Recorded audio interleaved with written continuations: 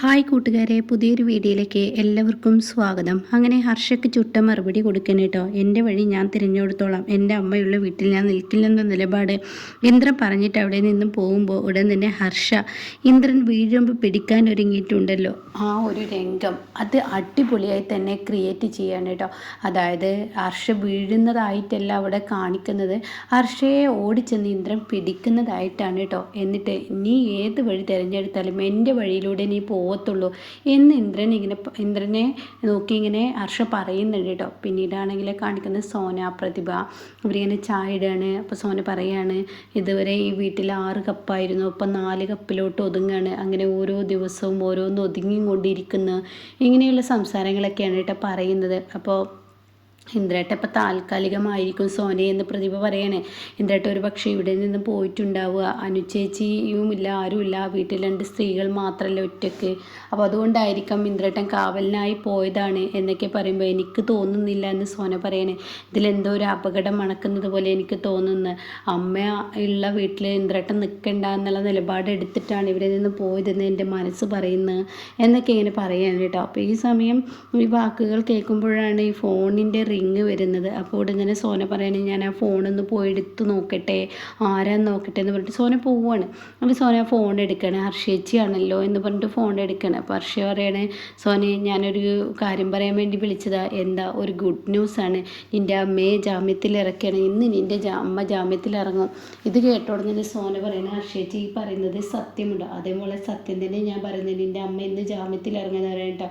അങ്ങനെ ഹർഷയുടെ ഈ വാക്കുകൾ കേൾക്കുമ്പോൾ ഒരുപാട് സന്തോഷമാവും. അപ്പോൾ ഹർഷ പറയണേ, ഹർഷയോട് നന്ദി പറയണ്ട. അപ്പോൾ ഹർഷ പറയണേ, നന്ദിയൊന്നുമല്ല, ഹർഷ ചെയ്തു തന്ന ഈ ഉപകാരം എന്നും നിൻ്റെ മനസ്സിലുണ്ടാവണം ഹർഷേച്ചി, ഞാൻ ഇന്നും ആ നന്ദി കാണിക്കും ഹർഷേച്ചിയോട് എന്ന് പറയണ്ട. അതുണ്ടായാൽ മതി, എന്തായാലും നിൻ്റെ അമ്മ എന്ന് ഇറങ്ങും, അത് ഉറപ്പ് തന്നെയാണോ, എനിക്കിവിടെ എല്ലാവരോടും പറഞ്ഞൂടെ? തീർച്ചയായും അത് ഉറപ്പിക്കാം, ആ വീട്ടിൽ എനിക്ക് എല്ലാവരോടും പറയാം. അല്ല, നിങ്ങളുടെ അമ്മ വരുമ്പോൾ നിങ്ങളെല്ലാവരും നല്ല രീതിയിൽ സ്വീകരിച്ചാൽ മതി. അത് കേട്ടോടെ തന്നെ സോന പറയണ്, അത് പിന്നെ എങ്ങനെ ആയിരിക്കും എന്ന് എനിക്കറിയില്ല, ഇന്ദ്രേട്ടൻ എന്ത് പറയുന്നു അതിനനുസരിച്ചിട്ടായിരിക്കും ഇവിടെ എല്ലാവരും അമ്മയെ സ്വീകരിക്കും, എന്തൊന്നും പറയാൻ പറ്റത്തില്ല. അപ്പോൾ ഞാൻ പറയുന്ന വഴിയിലൂടെ നീ ഒരു കാര്യം ചെയ്യുന്നൊക്കെ പറഞ്ഞിട്ട് ഹർഷ എന്തൊക്കെയോ പറഞ്ഞു കൊടുക്കുന്നുണ്ട് കേട്ടോ. ആയിക്കോട്ടെ എന്ന് പറയണേ. അപ്പോൾ പ്രതിഭയാണെങ്കിലോ സത്യനും ശ്യാമിനും ചായ കൊണ്ടു കൊടുക്കണേ. അപ്പോൾ സത്യം ചോദിക്കായിരുന്നു, സോനയാണല്ലോ വരില്ലേ, നീ എന്താ വന്നിരിക്കുന്നത്, സോനക്ക് ഫോൺ വന്നിരിക്കുകയാണ് എന്ന് പറയണേ. അപ്പോൾ സോന ഫോൺ വെച്ചിട്ട് വരികയാണ് കേട്ടോ. അപ്പോൾ സോനയോട് ചോദിക്കുക, ആരുടെ ഫോണായിരുന്നു? ഹർഷയുടെ ഫോണോ? ഹർഷയുടെ ഫോണെന്ന് കേൾക്കുന്ന സത്യന് കലി കയറുകയാണ് കേട്ടോ. ഹർഷയുടെ ഫോണോ? ഹർഷ എന്തിനാണ് വിളിച്ചിരിക്കുന്നത്? അത് ഹർഷേച്ച് വിളിച്ചിരിക്കുന്ന ഒരു കാര്യം പറയാനാണ്. എന്ത് കാര്യം? അമ്മയെ ജയിലിൽ കൊണ്ടുപോയിട്ടതുപോലെ നിന്നെയും കൊണ്ടുപോയിടാനുള്ള പരിപാടിക്കുള്ളത് നടത്തുകയാണോ? അത് കേട്ടോടെ അതൊന്നല്ല, അവർ എന്നെ വിളിച്ചത് വേറെ ഒന്നും ആയിരിക്കില്ല, ഇന്ദ്രട്ടനെ വിളിച്ചാൽ കിട്ടാത്തത് കൊണ്ടായിരിക്കും, നമ്മുടെ അമ്മയെ അവർ ജാമ്യത്തിൽ ഇറക്കുകയാണ്. അത് കേൾക്കുന്നത് എന്താ നീ പറഞ്ഞത്? അതെ, നമ്മുടെ അമ്മയെ അവർ ജാമ്യത്തിൽ ഇറക്കുകയാണ്, അതെനിക്ക് ഉറപ്പാണ്. ആ ഒരു കാര്യം എന്നോട് പറയാനാണ്, അത് ഇന്ദ്രേട്ടൻ വിളിച്ചെടുക്കാത്തത് കൊണ്ടായിരിക്കാം, നിങ്ങളെ വിവരം അറിയിക്കാനാണെന്നൊക്കെ പറയുമ്പോൾ ഉടൻ തന്നെ നാട്ടുകാരൊക്കെ ഒന്നടക്കം പറഞ്ഞു എന്നല്ലേ സുധനങ്ങൾ പറഞ്ഞത്. അപ്പോൾ അതുകൊണ്ട് തന്നെ നാട്ടിൽ മക്കൾക്ക് അമ്മയെ ആവശ്യമില്ലെന്ന ചർച്ചാ വിഷയം ഉണ്ടാക്കിയിരിക്കുന്നു. അപ്പോൾ എന്തായാലും അമ്മ ഇറങ്ങിയിട്ടുണ്ട്, ഇനി അവൾക്കൊരു ലക്ഷ്യമുണ്ടാകും, അല്ലാതെ അമ്മയെ അവൾ ഇറക്കില്ല എന്ന് പറയണ്ട. അത് കേട്ട ഉടനെ തന്നെ ഷാമ്പു പറയണേ, എന്തായാലും അവളായിരിക്കില്ല ഇതിൽ ഇറക്കിയിട്ടുണ്ടാവുക, പലവരുടെയും കരങ്ങൾ ഇതിലുള്ളതുപോലെ എനിക്ക് തോന്നുന്നു, എന്തായാലും പണവും ഒക്കെ കാര്യങ്ങളൊക്കെ ഇറക്കാൻ അവളായിരിക്കില്ല, ജാമ്യത്തിൽ ഇറക്കുകയാണെങ്കിൽ പണം കൊടുക്കേണ്ട വക്കീലിനും കാര്യങ്ങൾക്കൊക്കെ.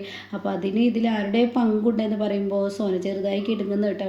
ഇതേ സമയം സോന പറയണേ, അങ്ങനെയൊന്നും ഉണ്ടാവില്ല ഷാമേട്ട, അതൊക്കെ തോന്നലാണ്, എനിക്ക് എൻ്റെ മനസ്സ് അങ്ങനെ പറയുന്ന. അത് കേട്ടോടെ തന്നെ എന്നാൽ ഇന്ദ്രട്ടനെ വിളിച്ച് ഈ വിവരങ്ങൾ പറഞ്ഞേക്കെന്ന് പറയണത്. അത് കേൾക്കുന്ന സത്യം പറയണ, ഒരിക്കലും ഇന്ദ്രട്ടനെ വിളിച്ച് വിവരം ഞാൻ പറയുന്നില്ല, ഇന്ദ്രട്ടൻ ഇങ്ങോട്ട്, അതെന്തിനാ ഇന്ദ്രട്ടൻ ഇങ്ങോട്ട് വിളിക്കാൻ കാത്തുക്കുന്നത്, വേണ്ട നീ പറഞ്ഞേക്കേ എന്നിങ്ങനെ സോന പറയാൻ കേട്ടോ. അപ്പോൾ ഉടൻ തന്നെ ഇല്ല, ഞാൻ പറയത്തില്ല എന്ന് സത്യം പറയണം. കാരണം ഇന്ദ്രേട്ടനെ നമ്മൾ വിളിച്ച് പറഞ്ഞു കഴിഞ്ഞാൽ ഇന്ദ്രേട്ടൻ പറയും നിങ്ങൾ എന്തെങ്കിലും തീരുമാനം എടുത്തോന്ന്. എന്നാൽ ഇന്ദ്രേട്ടൻ ഈ വിവരം വിളിച്ച് പറയുമ്പോൾ ഏട്ടൻ എന്താ ചികിത്സ ചെയ്തോ, അതിനനുസരിച്ച് ഞങ്ങൾ നീങ്ങിക്കോളാം, ഞങ്ങൾക്ക് അങ്ങോട്ടേക്ക് പറയാലോ, അപ്പോൾ അത് നല്ലൊരു ഐഡിയ അല്ലേ എന്നൊക്കെ ഇങ്ങനെ പറയുകയാണ്. അപ്പോൾ ഈ സമയം എന്നാൽ അങ്ങനെ ആവട്ടെ എന്ന് പറഞ്ഞിട്ട് അവർ പിന്നീട് അവിടെ നിന്ന് പോവുകയാണ് കേട്ടോ.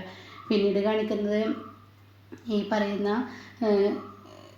അമ്പിളിയാണ്. അതായത് അമ്പിളി വീട്ടിലിങ്ങനെ സംസാരിക്കുകയാണ്, ഇതുവരെ കൊണ്ടുവന്നില്ല മരുന്ന് എന്നൊക്കെ പറയുമ്പോൾ അനുപം പറയണ രഘുവേട്ടനെ വിടായിരുന്നെങ്കിൽ മരുന്ന് കിട്ടിയിരുന്നു. അതിനെങ്ങനെ ചിരുനുള്ള മരുന്ന്, രണ്ടുപേരും മത്സരമല്ല, അച്ഛനും അമ്പിളി ചേച്ചി ഒരേ മത്സരത്തിലാണല്ലോ, അതുകൊണ്ടാണ് രഘുവേട്ടനെ പെട്ടെന്ന് പോയത്, അങ്ങനെ വിശ്വസിക്കാൻ പറ്റില്ല എന്നിങ്ങനെ പറയുമ്പോൾ ഉടൻ തന്നെ അനുപം പറയാണ്, അതെ ഈ അമ്പിളി ചേച്ചി രഘുവേട്ടനെ ഇങ്ങനെയൊന്നും പറയരുത്, രഘുവേട്ടൻ ഒരു പാവമാണ്, രഘുവേട്ടനെ പറയരുത്, ഇങ്ങനെ വേർതിരിവൊന്നും കാണിക്കണ്ട, നീ ഇപ്പോൾ വിചാരിക്കുന്ന രഘുവേട്ടനാവില്ല, ഇവിടെ നിന്ന് പോയ അങ്ങേർക്ക് പിന്നീട് അവിടെ എത്തുമ്പോൾ അവളും ആ കുട്ടിയുണ്ടല്ലോ അത് മതിയല്ലോ അങ്ങേർക്ക്, അതിന് വേണ്ടിയിട്ടല്ല അങ്ങേറ് നടക്കുന്ന, ഈ ഒരാണിനെയും വിശ്വസിച്ചുകൂടാ, ഒരാണും അത്ര നല്ലവനല്ല എന്നൊക്കെ ഇങ്ങനെ പറയണം കേട്ടോ. അപ്പോൾ ഈ സമയം ഇത് കേൾക്കുന്നതിനോട് കൂടെ തന്നെ അനുപം പറയുന്നുണ്ട്, എന്താ ഈ ചേച്ചിക്ക് എന്തിൻ്റെ കേടാ, അച്ഛനും ഇങ്ങനെ ആയാലും എന്താ കാട്ടുക എന്നൊക്കെ പറയുമ്പോഴാണ് ആരോ പുറത്ത് വന്നു കേട്ടോ. അപ്പോൾ ആ ശബ്ദം കേട്ടോടെ തന്നെ ഇവരിപ്പോൾ ചെന്ന് നോക്കുകയാണ്. അപ്പോൾ കാണുന്നത് സച്ചിയും അതുപോലെ തന്നെ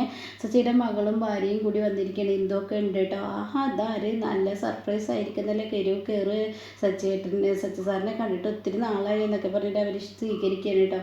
അപ്പോൾ ഉടൻ തന്നെ ഒഴിവില്ലാത്തത് കൊണ്ട് ഇവരുടെ ബിസിനസ്സും കാര്യങ്ങളൊക്കെ ചിരുനെ കാണണം, ഞങ്ങൾക്ക് ചിരുൻ്റെ കുഞ്ഞിനെ കാണണം എന്നൊക്കെ പറയണേ. എന്നിട്ട് പറയണം, മാഷ് എവിടെ, രഘു എവിടെ എന്നൊക്കെ ചോദിക്കുമ്പോൾ രഘുവേട്ടൻ കമ്പനിയിലോട്ട് പോയി എന്ന് അനുപം പറയണം. അപ്പോൾ അത് കേട്ടോടെ തന്നെ അമ്പിളി, നിൻ്റെ രഘു നന്നായി ബിസിനസ് ചെയ്യുന്നുണ്ടുള്ള സത്യം ഞങ്ങൾ അറിഞ്ഞു, എന്തായാലും അത് നല്ല പേര് തന്നെയാണ്, അവനൊക്കെ ഒരു കമ്പനിയൊക്കെ നല്ല നിലയിൽ കൊണ്ടുപോകുന്നുണ്ട്, അവന് നല്ല നിലയിൽ എത്തും എന്നൊക്കെ ഇങ്ങനെ പറയുമ്പോൾ അമ്പിളിക്ക് അതത്ര കേൾക്കാൻ താല്പര്യമില്ല കേട്ടോ. അപ്പോൾ അമ്പിളി പറയണേ, നിങ്ങളിവിടെ ഇരിക്കുക, ചിരു ഏത് വേഷത്തിലെന്ന് അറിയില്ല, അപ്പോൾ അതുകൊണ്ട് നിങ്ങൾ വന്നിട്ടുണ്ടെന്ന് വിവരം ചിരുവിനെ അറിയിക്കട്ടെ, അപ്പോൾ ചിരുവിൻ്റെ വേഷമൊക്കെ ഒന്ന് മാറ്റട്ടെ എന്ന് പറയണം. അപ്പോഴേക്കും അനുപം പറയണേ, ഞാൻ ചായ എടുക്കാമെന്നും പറഞ്ഞ അനുപമയും പോകണം കേട്ടോ.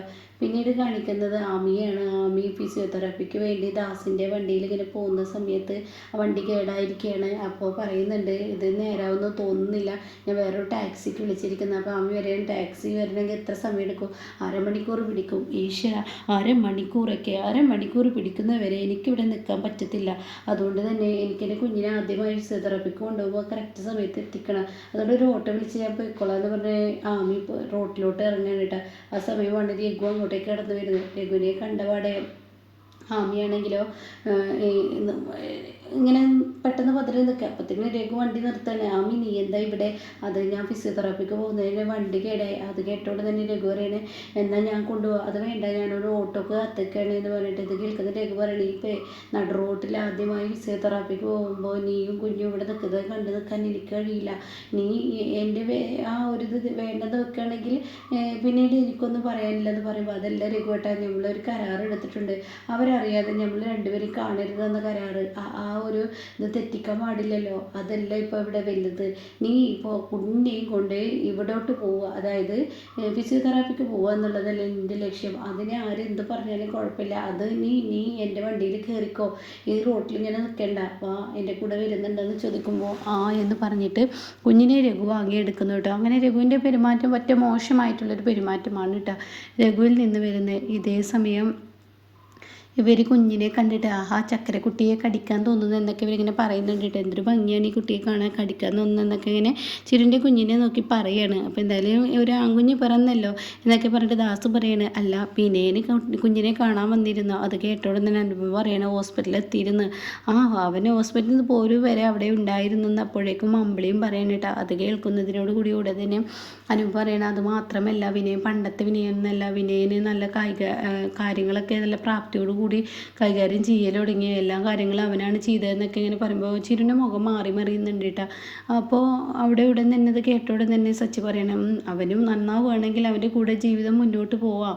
അപ്പോഴേക്കും ഉടൻ തന്നെ ഈ ഇന്ദു, അതായത് അമ്മ പറയണം, ഇന്ദുവിൻ്റെ അമ്മ പറയണം, സച്ചിയുടെ ഭാര്യ പറയണം, സാവിത്രി ഞാനൊരു കാര്യം പറയട്ടെ, ആദ്യം നീ ചിരു കുഞ്ഞുങ്ങളെ ഇട്ട് കൊടുക്കുക, അവന് കുഞ്ഞുങ്ങളെ നോക്കാനുള്ള താല്പര്യം കാണിക്കുന്നുണ്ടോ എന്ന് ആദ്യം നീ ശ്രദ്ധിക്കുക, അതിനുശേഷം നീ അവൻ്റെ കൂടെ ഒരു ജീവിതം ഉണ്ടോ എന്നുള്ളത് ശ്രദ്ധിക്കേണ്ടത് എന്നൊക്കെ പറഞ്ഞ് അവർ വീണ്ടും സംസാരം തുടങ്ങുമ്പോൾ എന്തു പറയണേ, എന്തിനാ അമ്മയെ ഇപ്പോൾ ചേച്ചിക്ക് ഇഷ്ടമില്ലാത്ത കാര്യത്തെക്കുറിച്ച് ഇങ്ങനെ സംസാരിച്ച് മനസ്സ് മടുപ്പിക്കുന്നത്, അപ്പോൾ ഈ സംസാരം നമുക്ക് ഇവിടെ നിർത്താമെന്ന് പറയുന്നുണ്ട് കേട്ടോ. ഇതിനിടക്കാണെങ്കിലോ സാവിത്രി പറയുന്നുണ്ട്, എന്തിനാ നമ്മൾ മാഷ് രഘുവില്ലാതെ വന്നത്, നമുക്കൊന്ന് വിളിച്ച് ചോദിച്ചിട്ട് മതിയായിരുന്നു, അവർ വരുന്നത് വരെ ഇരിക്കാനും പറ്റത്തില്ലല്ലോ, നിങ്ങളുടെ കമ്പനിയിൽ നിങ്ങൾക്ക് മീറ്റിംഗ് ഉണ്ടെന്നല്ലേ പറഞ്ഞത്, നമുക്ക് ഗോകുലിൻ്റെ കാര്യം സംസാരിക്കാനായിരുന്നു എന്നിങ്ങനെ പറയുന്നുണ്ട് കേട്ടോ. അപ്പോൾ ഇങ്ങനെയൊക്കെയുള്ള ഒരു എപ്പിസോഡാണ് ഇപ്പോൾ ലാസ്റ്റ് വന്നിരിക്കുന്നത്.